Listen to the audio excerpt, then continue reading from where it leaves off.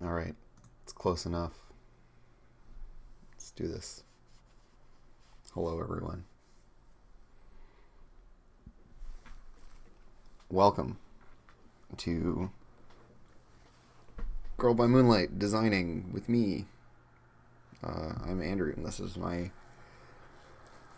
tabletop role-playing game that I'm working on, or at least this is a character sheet for it. And what I'm hoping to do today, actually, I've got to pull.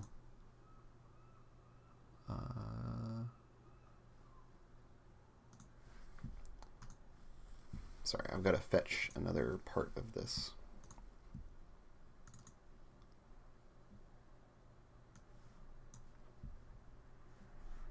Because this has all my moves in it. Somewhere it has the moves.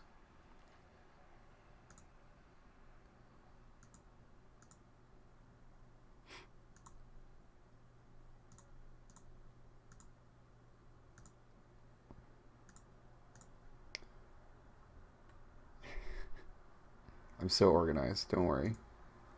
Okay, yeah, so we do have some. Here we go. Here's some of our moves. Don't need that one. Might need the permissions move, although we don't have one set up for the Guardian. We've got special armor moves.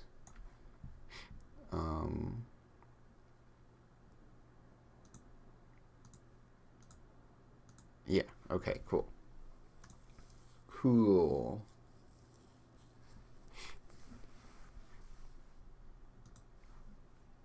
As long as I can look smart, Sith Master, that's what really matters. Being smart is not nearly as important. Okay, so I want to start filling in some moves today, just to at least like put something in this space here. I think this has got to be in like 11 point or maybe smaller. And we're just going to go with move 1, and then I'm just going to copy pasta them in from here. So bonus die to resist consequences for others, reduced effect from harm. Kind of feel like we want to maybe not give them the reduced die from, or the reduced effect of harm move. So we've got special armor against consequences suffered in the defense of your allies. You can also spend it to give +1 die to someone else's action. You do not need to be physical. Okay, cool. So you have special armor. I just read it and I can't remember the wording. Against any consequence, no. Against consequences suffered in the defense of your allies. Right, so this is, we are able to take punches for people well.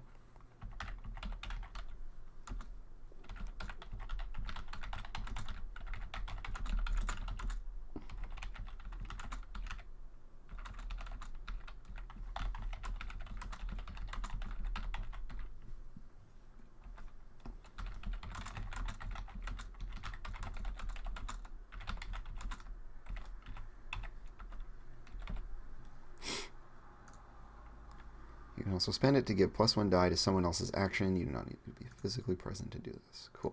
Okay. Someone else's action. You do not need to be physically to do this. Alright, so we got move 1. Hello, everyone. Welcome to the stream. We're just filling in some basic playbook moves to kind of get things rolling.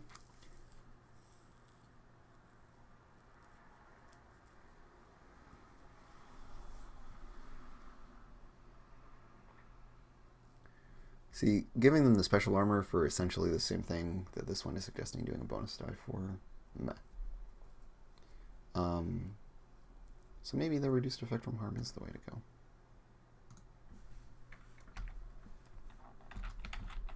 Move 2. You reduce all penalties from harm by 1 level.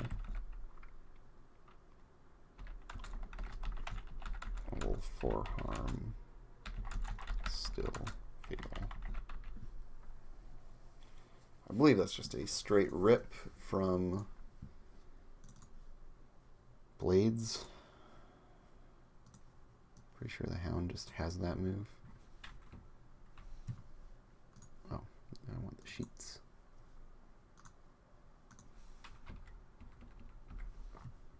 Yeah, here we go. So, doop. Tough as nails. Penalties from harm are 1 level less severe, though level 4 harm is still fatal. Yeah, and that's the whole move. Great.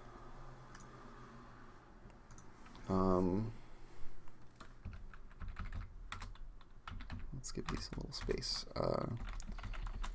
Move 3. Maybe like something that gives you an extra XP trigger, and then has some other effect. The Guardian is like the super direct fighty person. I can make the text bigger. I can make I'll just make the whole sheet bigger and zoom in on this section. Because yeah, I appreciate that it might be a little tricky to read all of it. Alright, now I've got my to-do list down here. So I need to do the look and placement for equipment, which kind of involves deciding how equipment works in general. Coming up with a shape for the pips, because I don't necessarily want to use just circles. I wrote out XP triggers. They're all down here. So I came up with XP triggers for the Guardian. Address the challenge with teamwork or self-sacrifice. Express your beliefs, drives, role, or background. Struggle with issues from your obligation. And then there was one other that I needed to add, but I thought of it the other day in a moment of clarity. Which is that you fulfilled the... So basically, what I want to do is give characters a like a promise that they make. So here, yeah.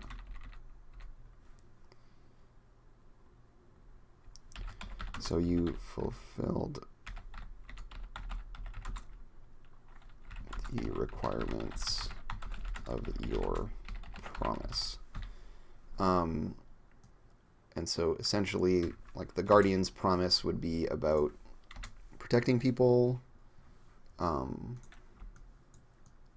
this is like an extra, because I'm essentially missing an XP trigger without this, right? If this isn't here, right, we have addressing a challenge with teamwork or self-sacrifice. This is like playing your playbook's, role. Or like your mechanics, right? This is like engaging your mechanics that you're supposed to be strong at. Expressing your beliefs, drives, role, or background. So beliefs and drives are abstracted, but you do have a specific role and a background is like, where your character comes from, all that kind of stuff. So there's that.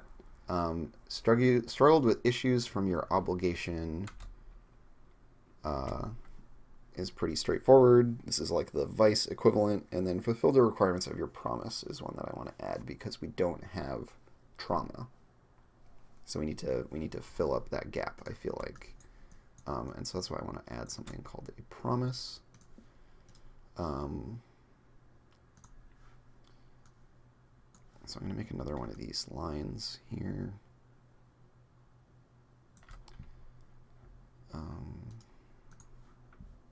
Is this just all the lines on a layer? Yeah. All right, well, I'm just going to... Whoa, that's a circular marquee. I'm just going to copy and paste this one in.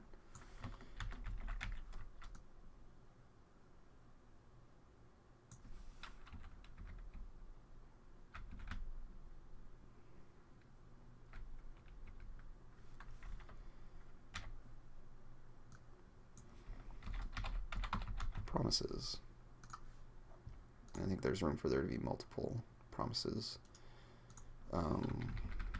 Stress needs to move down a little bit, I think, to make space for this.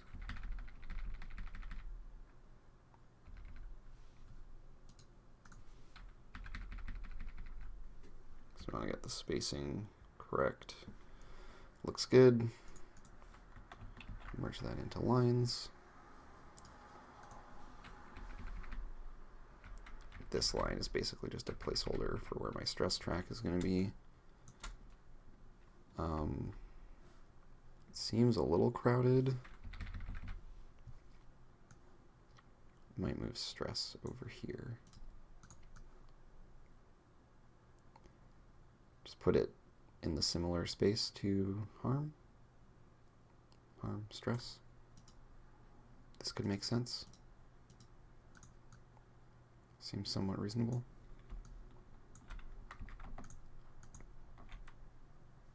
Yeah, I mean, there's lots of space under this line for stress to live in, really. So I can move it up a little ways. For now, I'm just like totally copying John's layout for his character sheets. So the promise is about, I feel like I want to do promises as a like thing that connects you to the other characters and reflects like some team level stuff, as well as having it be kind of about like the stuff that your character can do. So like the Guardian is going to have promises around protecting people, but they're going to be tie-ins to the other characters, kind of like bonds or other, you know, similar such mechanics. Login, it's I don't want to prescribe a lot of the tone of the game exactly, but I feel like it's gonna, because it's a hack of blades, it's drifting towards the like revisionist ones like Madoka for sure.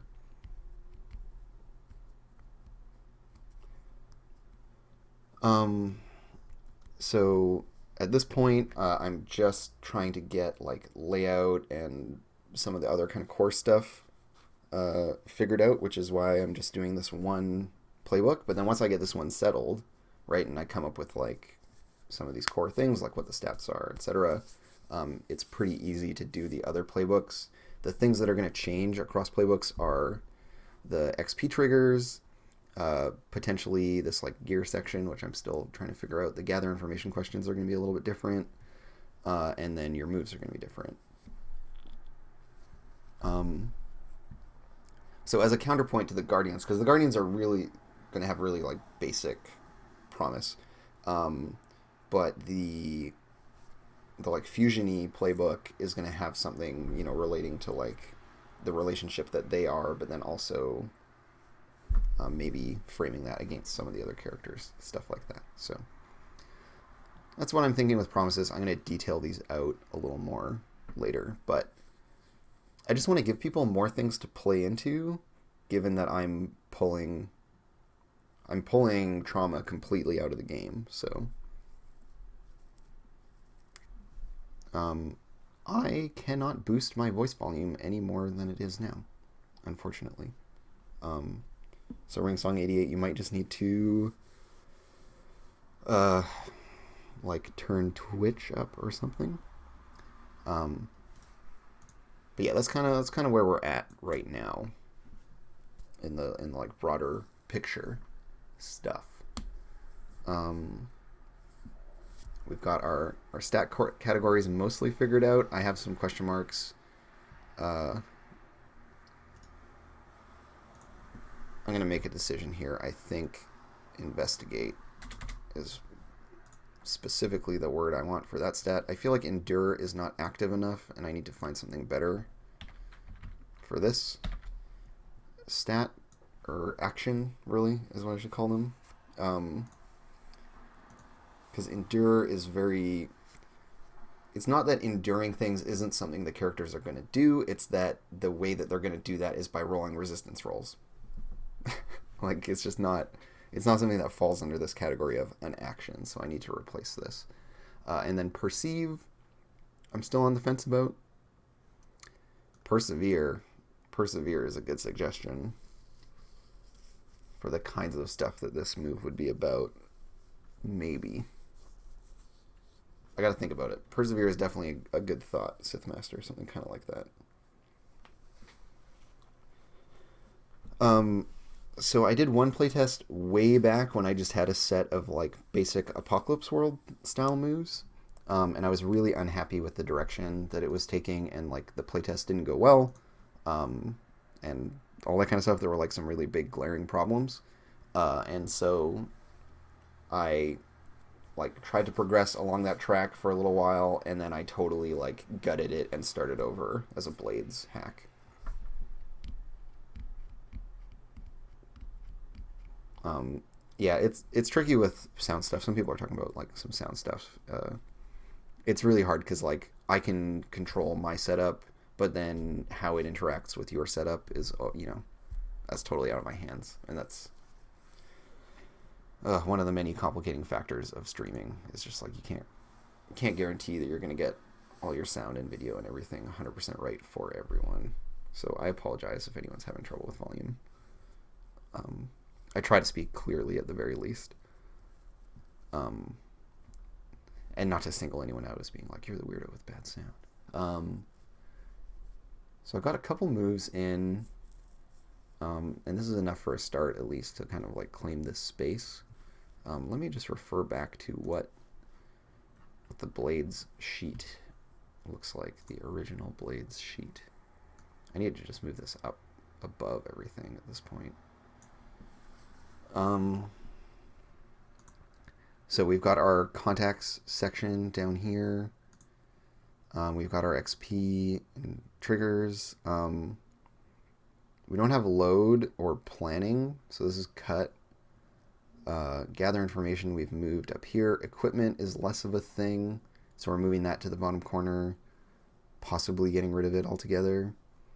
There's some good little like rules prompt stuff down here, which I think is smartly positioned because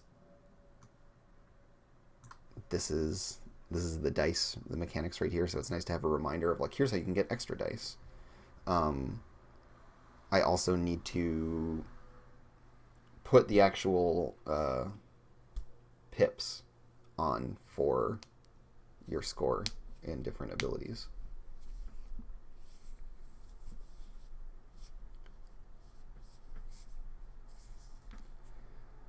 What do we want to put here? So this is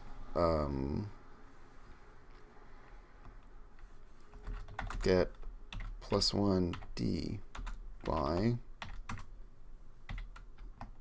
pushing yourself. Take 2 stress, or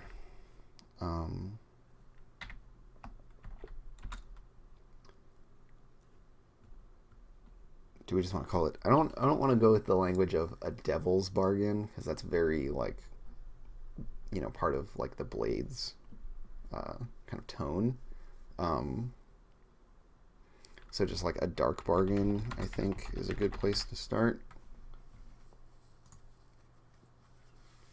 And this isn't as graphic-y and nice as John's little example one that he has, but it'll do for now.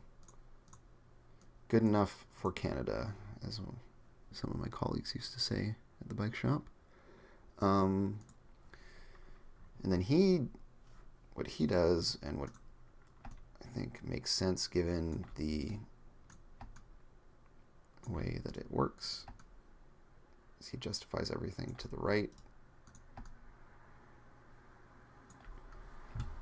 And then it's just using letter O's. But I think I have a little shape that I want to pull for these. Yeah, here it is. So this is obviously too large, but I'm playing around with having some vaguely like sphere-y moon type shaped things. But I think really just a circle is probably actually best. So this is just a layer with a circle drawn in it with a stroke effect on it. It just makes it really easy to do all the scaling and everything, because the line width doesn't change. I'm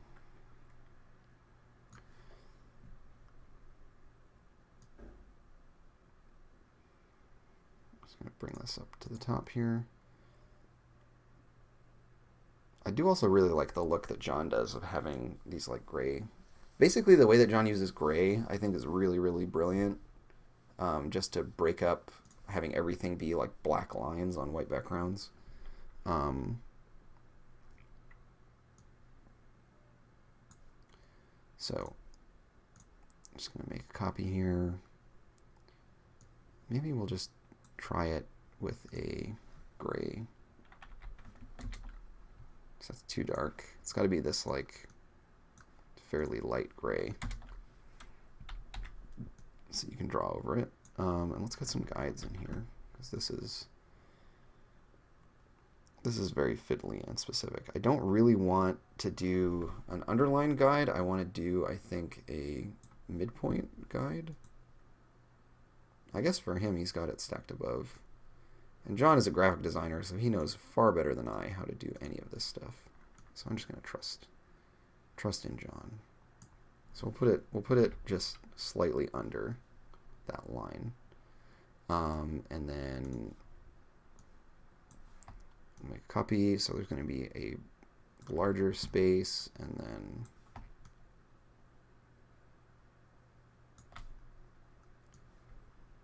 I think we're going to go with a max of 4. I don't think that we ever need to have more than 4. At least as your base stat, and then you're going to transform and get bonuses, but that comes elsewhere. So let's just merge all those. I'm going to make a new layer for this dividing line, which is going to be white because I'm dumb.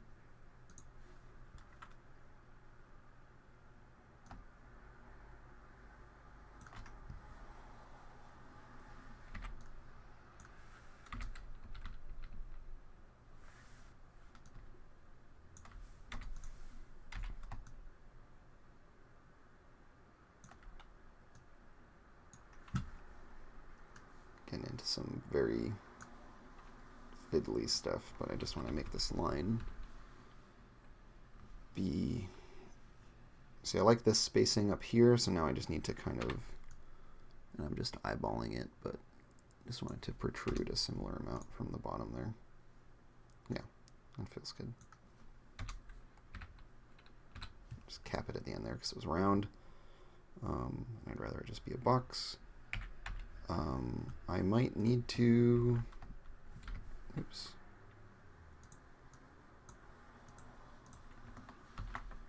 I think I need to scale these circles down a little bit.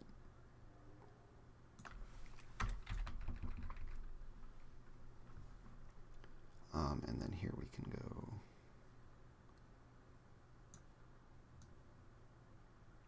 Or, wait.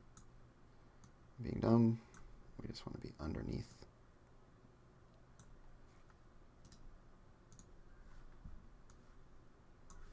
So we just dupe this, drop it down.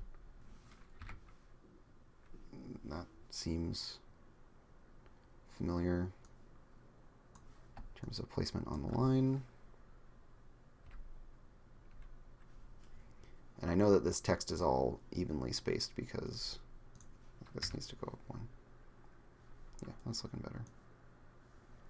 I know my text is all evenly spaced because it's part of one block. Looks okay. I just need to move these so that the line is in the middle of the larger gap. Boom, done, we did it.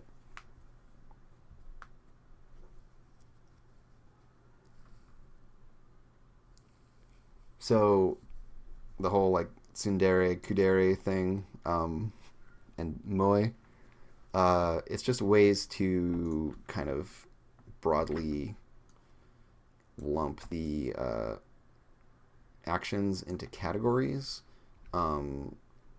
Specifically, I thought it would be fun to use like anime tropes.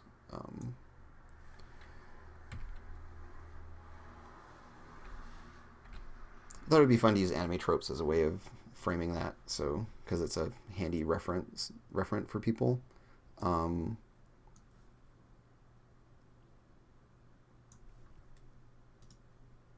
want to duplicate this again. But basically, it's just a set of categories. Groupings, in terms of the mechanics of the game, when you need to like prevent a bad thing from happening, when you need to resist a consequence, you roll, and the significance of this line is part of that. You take the number of pips you have on the left side of the line, so you mark your first pip here. So if I have 1 in Confess, I would mark it here, and then if I have 2 in Forgive, I would mark this one and then this one. That would give me a rating of 2 in this category, which is what I would roll 2 dice when I'm resisting consequences. So it's just a way to help visualize that.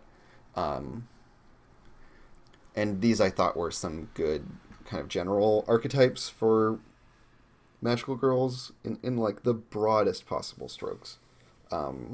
There's the moe, which is about being like pure and innocent. The tsundere, which is, going with the deres is just a kind of goofy thing, but the idea is that this is the more fiery, assertive, and direct ones, and then kudere is the more distant, more cold, more analytical one. So like Sailor Mars, Sailor Mercury, Sailor Moon, right? Like, boom, easy. Steven Universe, Amethyst, Pearl, kaboom. Like you can just chuck them in there. Yandere is a little too extreme for this game. And like a lot of the design I'm pulling is just like I'm ripping off blades straight up. John is a graphic designer. He's really, really good at doing character sheets. And I absolutely do not trust myself to reinvent the wheel. John is just going to do a way better job than me. 100%. So, boom. And my game is kind of like a pared down, in some ways, version. I don't want to have as many actions. And I don't want my numbers to be as high as they go in Blades. So 3 skills with a max rating of 4. And I think generally characters are going to be at 1s, like 2s. 2s are high for starting characters. And then like getting to 4 would be the absolute pinnacle end game. Very difficult to get there, very unlikely to happen. And yeah, because there's such a push to social interaction in the game as well, like all of these involve socializing. I think it's really fun to have them be these like personality tropes. Yeah, like you go all yandere when you fall to corruption and are one of the baddies. That's when your love gets twisted and becomes that dark. But with all of these, they're still fundamentally like protagonist character tropes, which is where I want to be.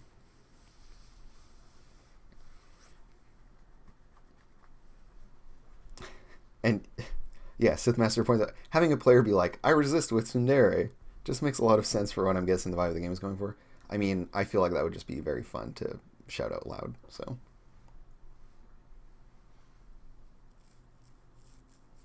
Oh, yeah, because there are some special playbooks. That's an interesting thought. Yeah, let's look at the... Derp.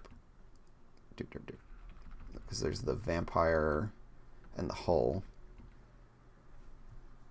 where you can have these, like, extra... Right, because you can get an extra resolve or insight or prowess resistance dot that isn't part of an action. And then... having these dots at the end, I assume, is him showing the, like... Let's see here. There's probably a move. Dark Talon. Choose Insight, Prowess, or Resolve. Your max rating for actions under that attribute becomes 5. Right, so those are... This is his way of showing you that this is blocked behind a move, but he's still permitting that space. And then... when you take this ability, add 1 dot to the resistance rating of the attribute. Yeah, so these are all associated with this one move, Dark Talent. right? And he doesn't just leave it in the move. He gives you something visually on the page to fill in and work with, which I think is really, really nice. Like this is what I mean when I say like John is really good at character sheets. Like this is just brilliant. It's wonderful.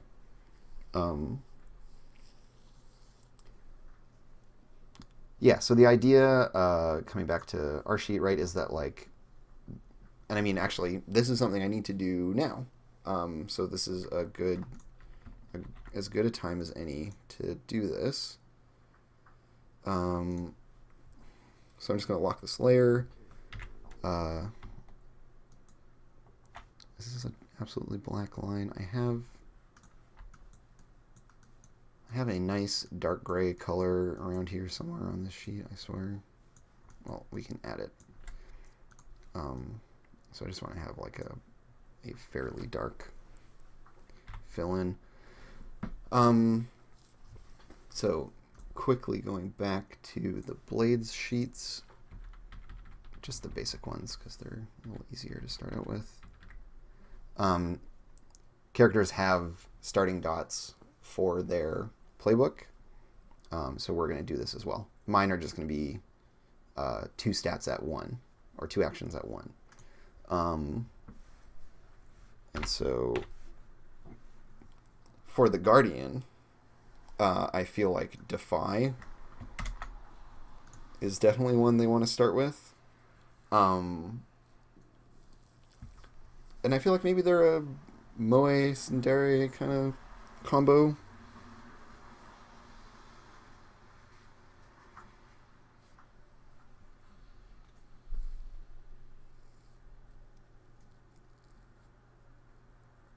Siramira, if you're referring to this line here, this line is to help just kind of visually delineate that like these are the dots that you add up to get your Moe rating when you're resisting stuff. So like if I'm rolling Confess, I roll all the pips that are highlighted this way. If I'm rolling Moe, I'm actually, it actually even works if I box like this. If I'm rolling Moe, it's these pips matter. So like right now I have Tsundere 1 when I'm rolling my resistance, and I have Defy 1, Embody 0, Express 0. Are Guardians good at forgiving? That doesn't necessarily... I mean, actually I feel like Forgive is pretty nice for a Guardian. I don't know, what do people think? We could also go the other route where they have 1 pip in one of these 3. Essentially, this one is like a being tough, getting hurt thing.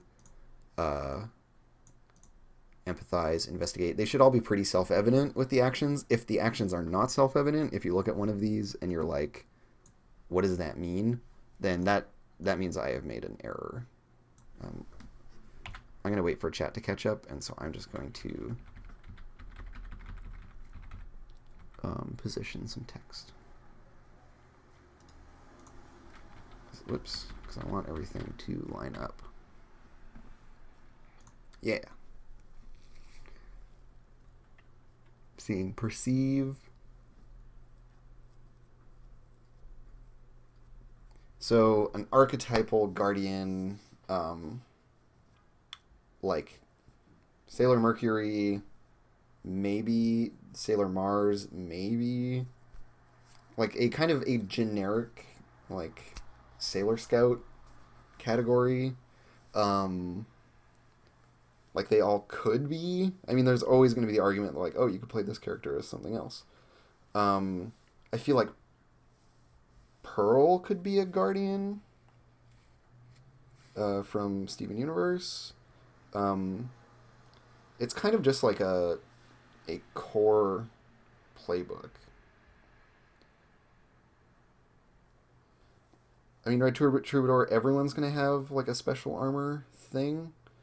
The Guardian might actually have like an equipment thing that was like armor or some kind of like fighty thing. They're definitely like a fighty one. So I think Endure is like a clear choice, just as Defy is a really clear choice. Um, whether or not we want to do two like super obvious fundamental choices and then let the players contribute other things, or if we want to include like a point counterpoint thing. I mean, referring to our core like game that we're hacking, it just does the core stuff, and I am inclined to agree with that. The players can color that more by making other choices. Oops, I'm on the wrong layer. Boom. So we'll just go with defy and endure. And I feel like this makes sense. The Guardian is a little bit... You could play them as kind of like a stoic, very like knightly person, or they can be like a fiery, like go fight them kind of person. I mean, Ringsong makes a good point. How do we describe this one without context for what all the other ones are? So, the playbooks are... Bloop. So there's a time traveler playbook, an enigmatic hero playbook, the unlikely hero, the guardian, the fusion, the stranger, and the outsider. So outsider is like a edgy character. So this could be like, I used to be one of the bad guys and now I'm a good guy, but I'm still kind of edgy and like there's lots of friction. They're going to have a move about being a rival to one of the other characters and having that like high tension relationship of like kind of antagonistic. Like these guys are hella tsundere. The stranger, this is like super kudere. An exploration of emotion, distance, and exercise and understanding. So this is like people who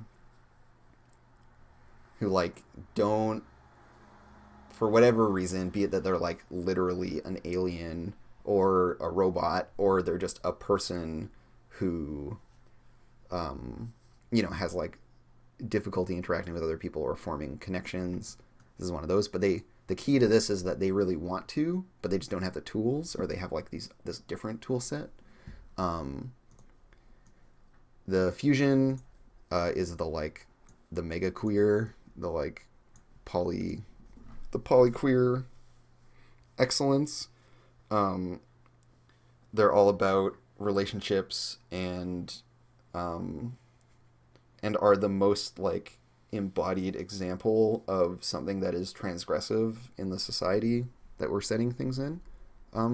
It's kind of how I'm feeling about them. They have a lot of like moves that key off of other characters or of relationships in general, because they also are a relationship in and of themselves. So this could be, spoiler alert, playing a character like Garnet. This could also be like my character are twins and they're just always together, or you're that couple that's always together.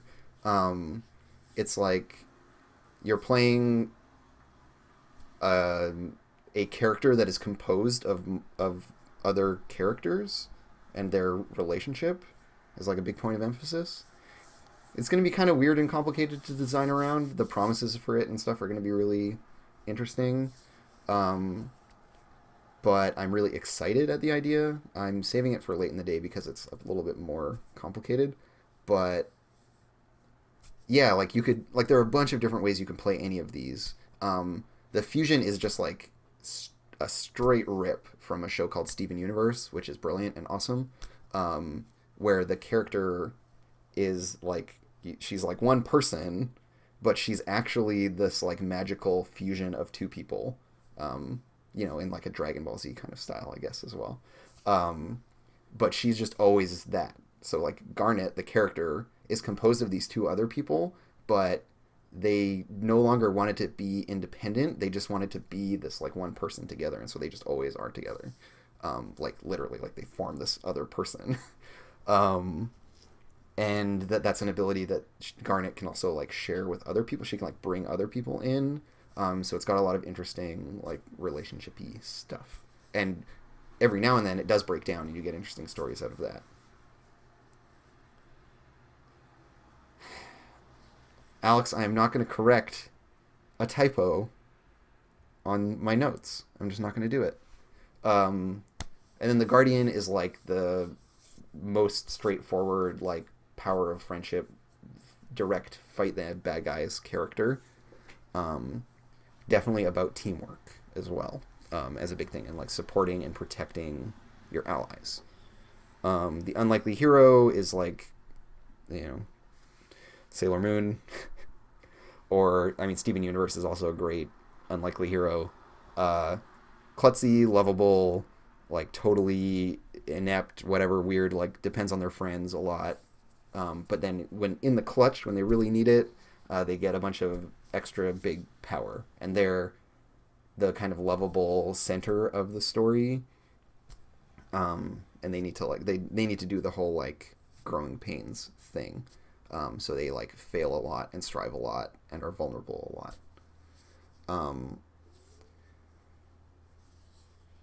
the Dark Fusion is Hansel and Gretel from Black Lagoon. I haven't seen Hansel and Gretel in Black Lagoon. I'm not familiar with that, but I can only imagine. Yeah, and like any of these will have like a dark side that can come up, which is something I don't have on my character sheet and I need to do. Um, Enigmatic hero, you know, is Tuxedo Mask is the classic one. So someone who like leads a double life, where they are friends with, you know, like they interact with the rest of the group in two completely different ways because their life is compartmentalized. So they have their mundane self and their superhero self, and those two, they keep them separate.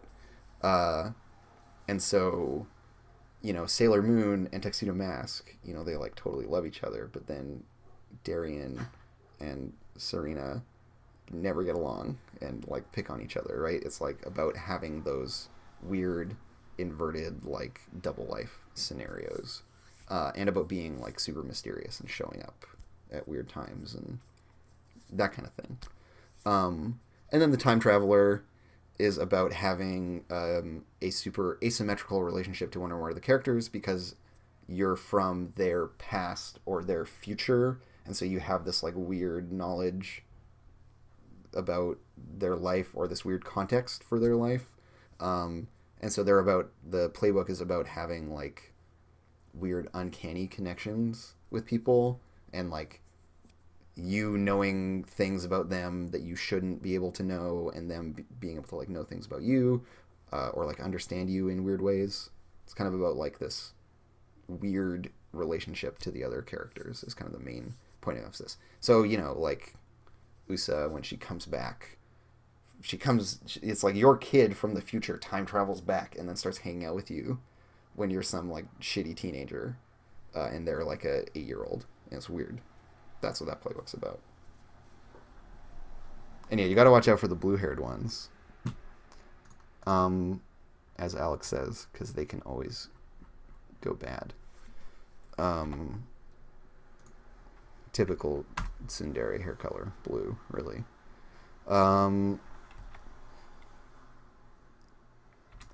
So like Darkest Self. It's not going to be called Darkest Self, but I mean, there it is. That's what I'm borrowing heavily from Monster Hearts for this one.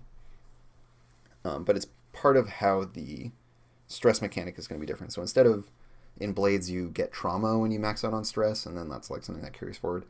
For us, when you max out on stress, you enter this state where there's like a fork, and you can become a baddie for a while, or you can like have this crazy like super heroic breaking moment.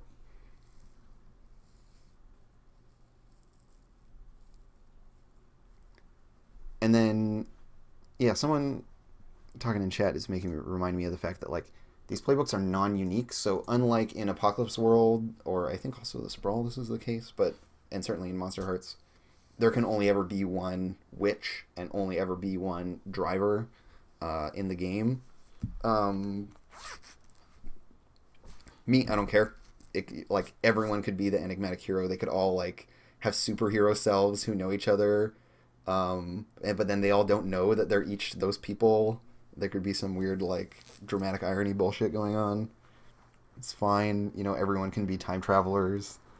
It could be like, yeah, we're playing three different generations of the same like family line, but like the first daughter of each generation all get brought to the same time together, and that's our game. And then we're all time travelers, so we all have weird connections to each other. That's all fine too. Um, like why not? I mean, I see no reason not to do that. I think it actually could be really neat. Because then, yeah, like with the all enigmatic heroes, it's like when they do finally find out, or they start to find out, or like trying to find out, yeah, that can actually be really neat. Um, and in theory, it should work fine. I don't see these characters having, like, because there's always the option. An important part of Blades that I think is really brilliant is like, there's all this like, core like class identity shit where it's like these are all your guardian moves, and then at the end there's in Blades there's the veteran move, um, which is just like it has 3 pips, but I was watching John talk about it. I wasn't talking to him. It just felt like a conversation.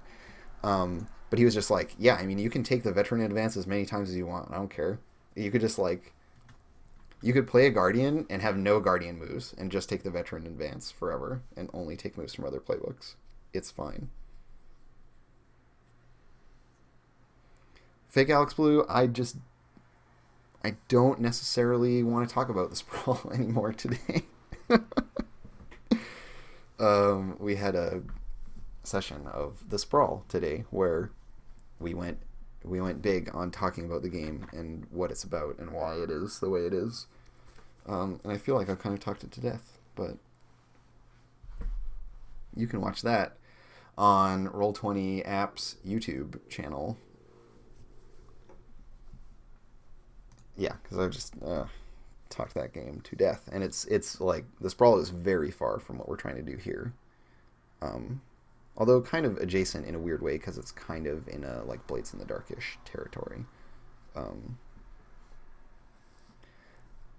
yeah, it was like I'm really glad we talked about it, and it was really important that we talk about it. But it was kind of like emotionally draining. It was like a serious talk, and those always take I don't know. They take a lot out of me because I feel very strongly about all that stuff, and I'm like seeing the impact that all this stuff is having on everyone's experience. And that for me is a tricky emotional space because I am stacking that with the fact that like playing these games is kind of a job for me. Um, and so like I need to find ways to make sure that I'm being professional about it, and if I'm like struggling with how a game operates or like that really is on me. If the game isn't working, I need to be as long as I know that the game isn't like objectively terrible. uh I need to be able to bring it, and I need to be able to adapt and like to play to a game's strength and not just like faff about and then be like, this game's not working for me, whatever, let's go play something else. Like, it's not okay for me to do, because I don't want to wreck other people's enjoyment, both on the cast and in the audience. And I want to be able to make the format work. I don't want the audience to feel like they're constantly getting dicked around and like we're going to play something for like 5 sessions and then move on to something else, and you have all of these, you have this like experience and you want to get closure on this game and this story, and then we just like cut it off abruptly because we're all feeling pissy. Like, no, I don't want that for people. So um yeah, it's like my big takeaway from that conversation that I want to bring to my game is being really, really clear about setting expectations. Um, and like, this is something that reading through the Blades book, you see a lot of. Like, most of the book is actually not the mechanics of the game, I feel like a very large part of the book is just about getting you in the right headspace to play the game, which is part of why, like, the other day when I was doing one of these and it was just like picking words for this, I spent so long and got like so deep into just like picking the words for the actions, because those inform, not, it's like, it's beyond just like what does this word mean, but it's like the full connotation of this word matters, because that's going to tell people about not just like the brute, like what you're physically doing when you confess or whatever, but then like also like what does it mean to confess, and why is it important that we are confessing, and what does that say about the setting at large and the tone and all this kind of stuff.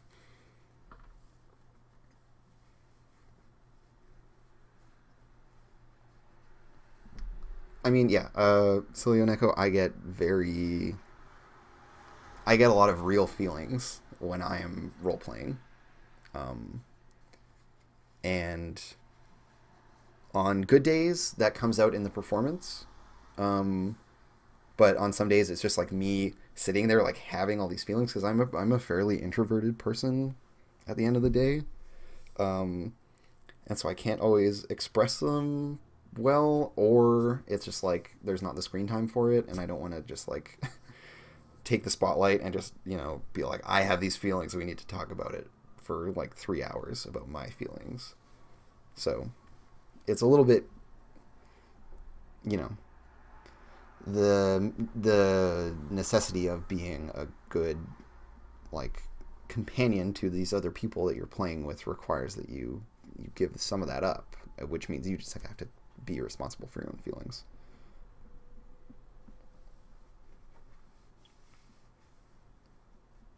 And then yeah, we just also like something I feel very strongly about is showing like good practices for like dealing with all that stuff. So like if I'm feeling a bunch of feelings, or like when, to use a specific example, when Elf, Blue Jay, Dave, and I played um, Dogs in the Vineyard, we did like a two-shot of it.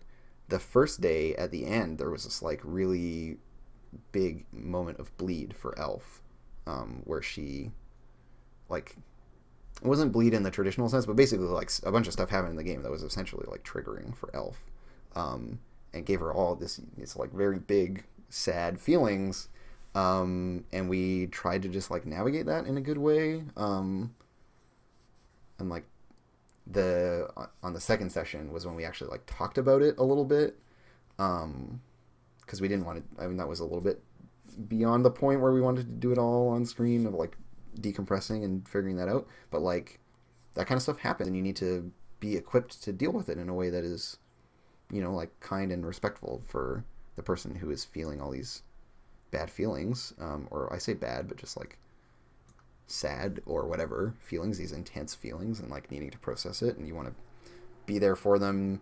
Everyone also still wants to like keep the game going. It gets really complicated.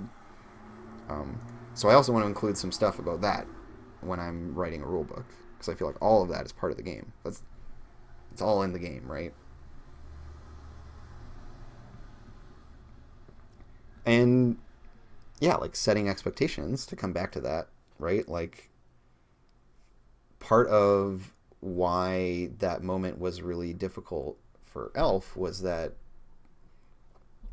there was a gap between what I expected out of the game and what she expected out of the game, and so she thought that the story was going to take this really like messed up turn, or that she was going to have to do these really awful things that she didn't want to do, and then like just started having like these preemptive feelings around that, and it was this whole thing, and we talked it out and it was all good at the end of the day. But yeah, it gets real intense. I didn't get to watch the whole session that they played on MEJP's channel, but yeah, Dogs in the Vineyard delivers pretty reliably on just like the big feels and stuff, as long as the players are taking it in that direction, like tonally, and they don't get too gonzo.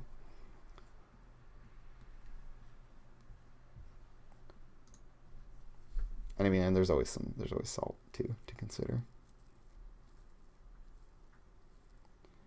Um, yeah, Sarah Mira, we're gonna have some mechanics. They aren't gonna necessarily. I mean, I haven't been writing a lot of moves that include them yet because this is like new territory, and I'm still focusing on just like stuff that aligns with how Blades works. But you're gonna have links with the other PCs, or I think it's gonna be just PCs, um, and you build links up and then you spend them to get stuff. So you're gonna spend them to like to be able to transform. You need to have some, um, and to access some of your powers, you need to spend links. So, and I think powers like that are going to live on the team playbook. So those are going to be things that like are about everyone together, which is one way that it's about friendship and love because it's like about this consensus of like what your powers are. But then also you spend this like built up emotional connection energy to do cool magic stuff.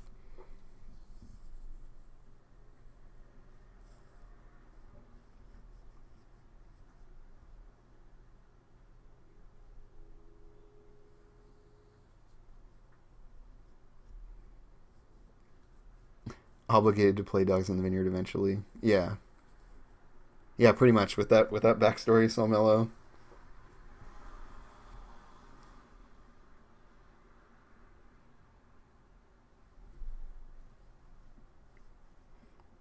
And yeah, I mean we all stumble, right? Right, Logine. Sometimes we just slip up and say the wrong thing. Totally happens. And, you know, we can't be expected to never make those mistakes. The best we can do is just own up to them. Um, so yeah, I don't want to just have a move in the Guardian playbook that's like spend one link to blah blah. This is not the kind of move I want in here. I want it to be like you guys are all these like Sailor Scout analogs, and so you spend your points to transform, and that looks like this, and then you spend your points to empower your whatever, and that looks like this. Um, so those kind of are centralized because everyone on the team is tapping into this same like aesthetic with the powers. Um, and then these are more the moves in here are a little bit more small scale, crunchy stuff. So we store the links here on our playbook, but the moves that we use them for, we spend them to get effects from this central resource because we're all going to be doing similar stuff. You know, like the Sailor Scouts, right? They each have like a different attack based on a different element tied to their planet or whatever. But like they're basically all doing the same thing, and they all transform into the same kind of thing. By and large, the enigmatic hero being like an exception, like Tuxedo Mask is in his own little space, but uh, so the fusion playbook is going to have rules for fusing with people. Uh, what that looks like is that they need to play by consensus, uh, which is going to be interesting. Um, it's not going to be like a long term thing. Like, you wouldn't have two different players playing Garnet. Garnet is one player whose character has like multiple component characters. Um, but definitely like some of their big combat stuff would be around fusing. Which maybe means I need to backpedal a bit on my whole like the ways you spend links all live in the team playbook because the existence of the fusion playbook is going to flip all that stuff on its head because it's kind of an archetype changing playbook. So maybe there will need to be some like essentially like battle moves um, that exist in an exceptional space. Maybe I just have to change everything. Yeah, maybe I need a. I mean, it can live within moves as like a subcategory. In fact, let's do that. So transcendent moves, or sorry, transcendence moves.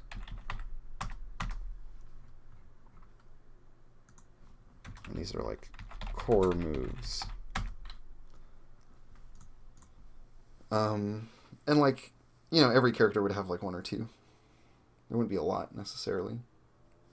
Dealer Umbra, I see fusion being very important for the fusion. But also, like, them fusing with other characters is, like, only happens when you're in the big fights and is a short-term thing. Most of the emphasis with the fusion is something that the player who chose that playbook has more authorship over, because it's about the, like, internal world of their character and then casting that outwards.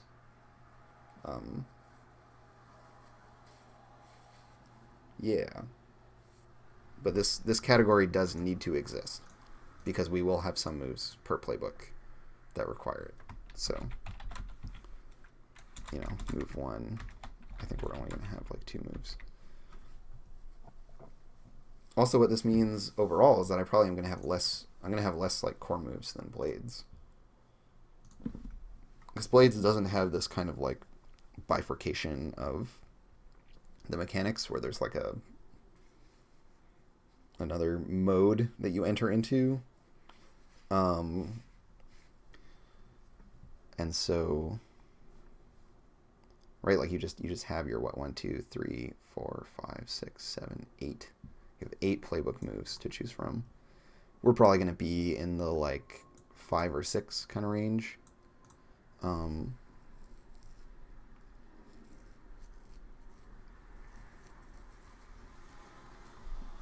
What I think is going to help me fill that out, because like maybe I can fill 8 moves, but I'm kind of doubting myself right now that I would be able to put out that much stuff. But maybe what I just need is more stuff like Ghost Contract or Devil's Footsteps, stuff like this, like these more kind of flavory moves, ones that are about giving you fictional benefits rather than mechanical benefits.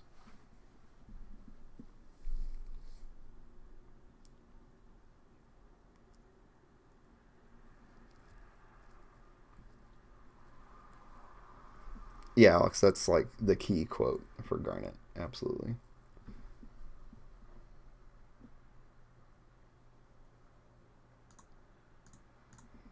All right, because in Kingdom Hearts, yeah, Sora from Kingdom Hearts, it's like I haven't played the game, so I don't remember exactly, but there's some kind of mechanic around you have like you have like other people along for the ride or whatever, right?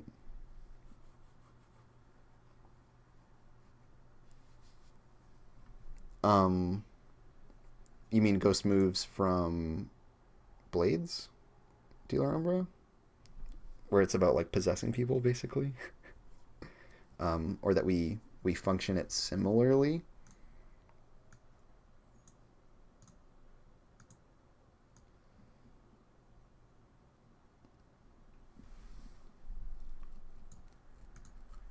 Because yeah, they have a move about like riding along inside other people who are still their own people.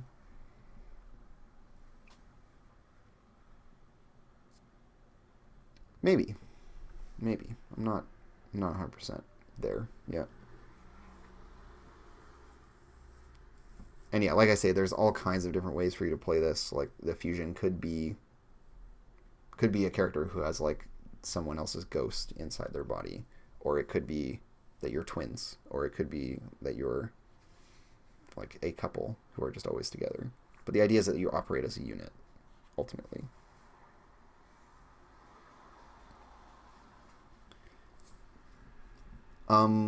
In terms of, yeah, what we're replacing the like crew stuff with, because then at the crew level there's all this other stuff. Scoundrels, right? Their economy, like their mechanical economy, is like stress, trauma, harm, is one section of it, and then coin. is another. XP, kind of. But, like, you're... In Blades, I don't care so much about XP. I care a lot more about getting, like, my stash and my coin going on. I'm spending stress to get what I want. I'm eventually, as a result of needing to spend stress, getting some trauma. Trauma is feeding into our XP thing. And that's all kind of humming along. Progression, in terms of your mechanical progression, as well as your fictional progression, work in parallel quite nicely. And we're doing some of this. We don't have coin, but our kind of equivalent resource, I guess, would be links, as something that we're going to like cash in, and need to like constantly renew.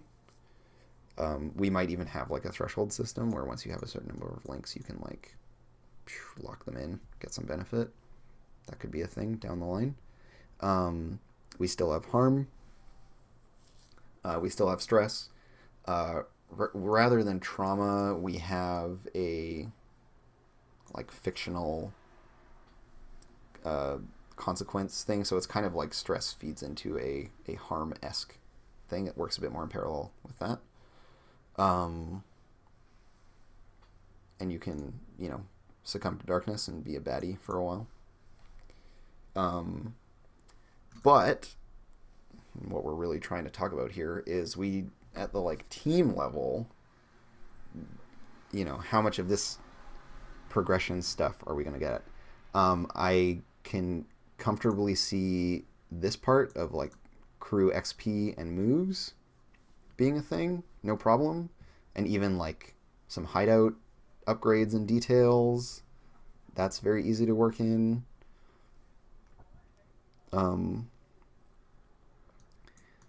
Crews and gangs, maybe we can have some like support character stuff.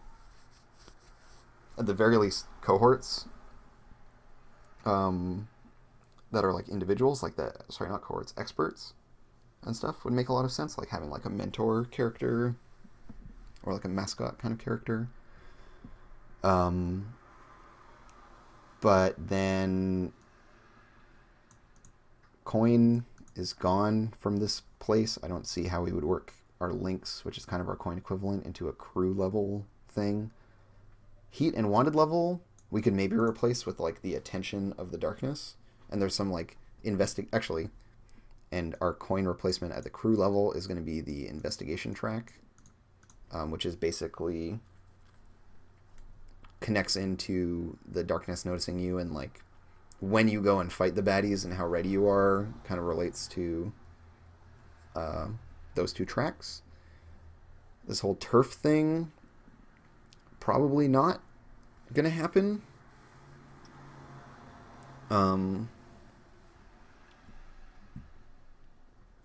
I feel like it's gonna be either the hideout, right, like this whole lair upgrade thing just moves into being something like this, kind of like what I was hearing Adam talk about when he was doing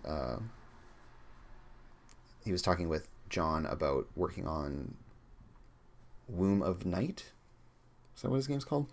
Where you have like a ship and you're like expanding it and putting stuff on it, so we could have like a hideout that the crew has, and then we like put features on it and expand it out.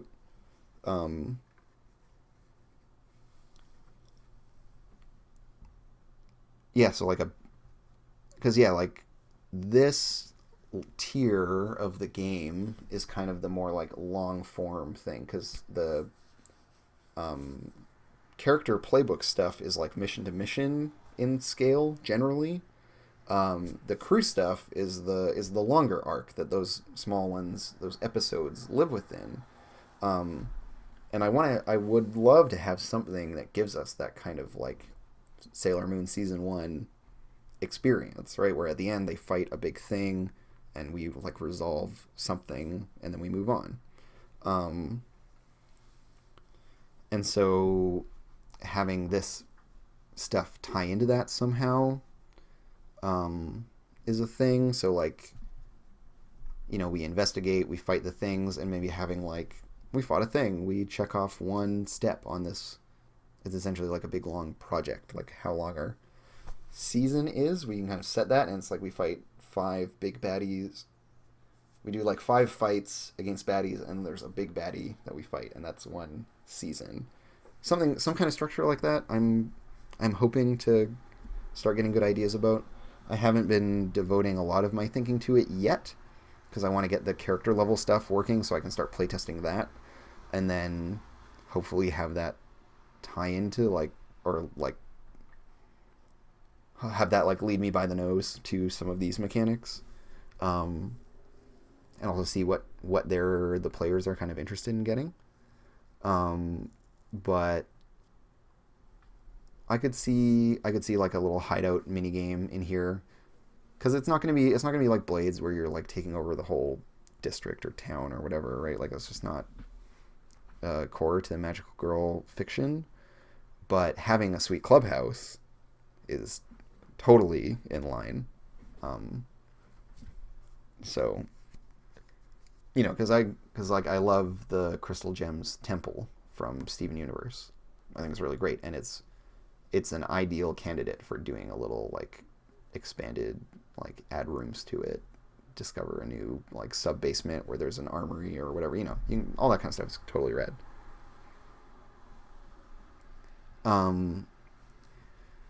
But yeah, and Exerman, I'm not sold on the idea of just like you just fight 5 things and then there's a big thing that you fight. Like having it be that prescribed, I think is really tedious. And that the progression in Blades is a lot more organic, right? And it's like you start butting up against bigger and bigger things as you get bigger.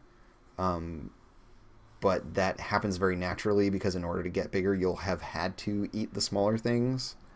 And like it just flows well with the story, and in that whole descriptive, prescriptive way.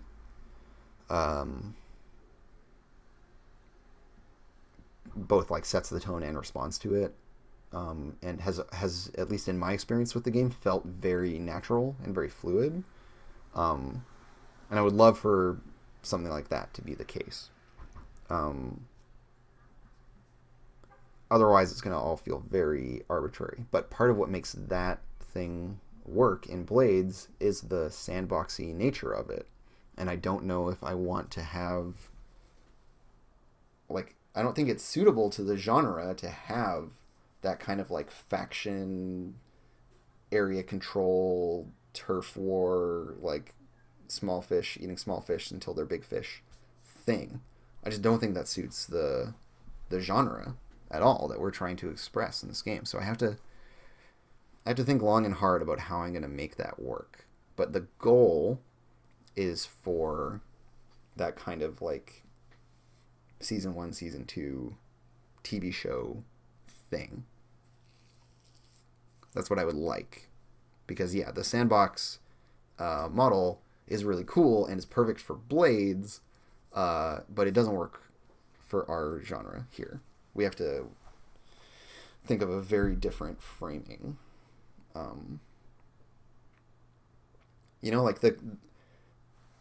It's funny because, like, I know straight away that just doing the whole, like, you fight these 5 guys, and then once you fought those 5 guys, like, as if we're playing Mega Man, there is now a boss, like the big final boss, and then that's a season. That's dumb, but that's also totally how the genre works. It has a lot of, like, stupid, arbitrary, tropey bullshit in it. And so... it's like at this point I enter into like a translation problem, right? Do I stay true to how tropey and goofy my source material is and deliver that and that's like a good experience? Or is it that and this is what I'm going to be trying to do and what I hope to do, I dig a little bit deeper and I try to get at like the good stuff that lives inside of those tropes, which is why we put up with them. But that's a lot more complicated to do because it's less overt, and it's less clear. It's more personal too. So Yeah, that's like a really big open question that I have right now.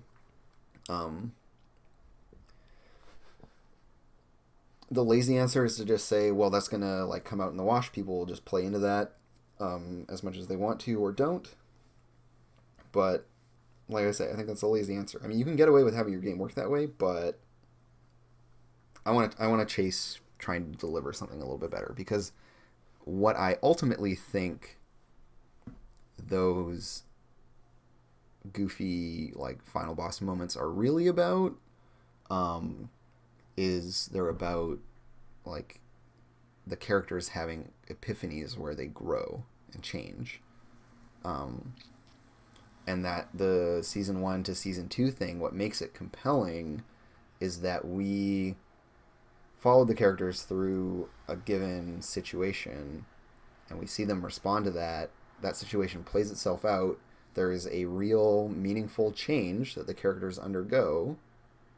And then that we recontextualize everything when we go back to the beginning and we start that cycle again. And now we say, okay, well, we're not struggling with the stuff we were struggling with before. We kind of do tier up. So,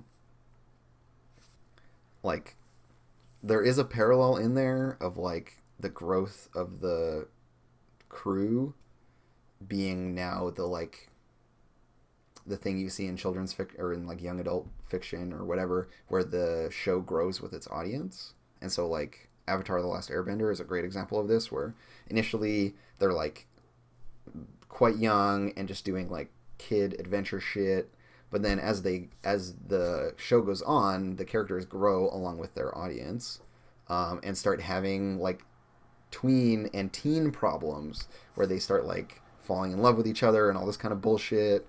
Like being able to mechanize that in a way would be really nice. It'd be really nice to be able to do.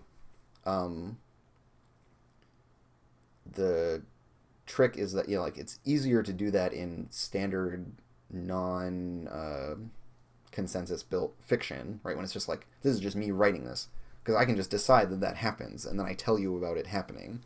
But it's a whole other matter to like try to make mechanisms that make people play into that, that makes them go through the like uncomfortable stuff and then like change their character, and to tell a player now like, hey, your character has to be different now because we got to the end of a season and that means you changed, and tell us about how you changed, and then actually follow through on it.